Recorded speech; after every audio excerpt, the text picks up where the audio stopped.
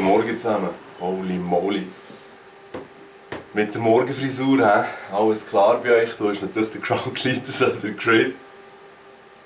Wieder mal ein kleines Crown News Video nach langer Zeit. Ihr seht, ich habe mir mittlerweile hier so ein kleines Stühle gekauft, wo ich mein Lenkrad auch anständig brauchen kann. Und mit dem Assetto Corsa, das es für Early Access auf Steam gibt, und dem Oculus Rift, habe ich echt ein abgefahrenes Game-Erlebnis in letzter Zeit. Weil auch wenn die Auflösung vom Rift noch nicht optimal ist und ich sehnsüchtig aufs Neue warte, das im Sommer rauskommt, ist es echt etwas vom Geilsten, in diesem Sitz zu hocken, mit dem Lenkrad, mit Force Feedback und einfach mit dem Rift im Auto rumschauen und so ein bisschen racen.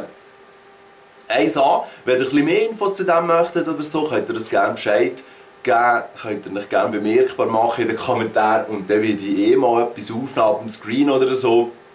Aber der Grund für diese Crown News ist jetzt effektiv, dass der Name vom neuen Call of Duty heute geleakt ist und auch gerade der Trailer.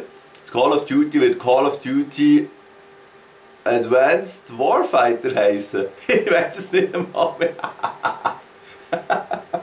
Aber ich denke, vielleicht wird es der eine oder andere von euch fest interessieren. Darum werdet ihr irgendwo hier so ein bisschen den Link zu einem NeoGAF-Forum-Thread finden und auch zu einer Webseite, Destructoid ist es, glaube ich, wo ihr vielleicht den Trailer schauen könnt, wenn sie ihn noch nicht gelöscht haben.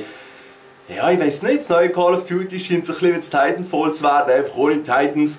Aber das ist nur so ein bisschen Analyse von den ersten paar Minuten vom Trailer. Wir werden sicher positiv überrascht, so wie jedes Jahr.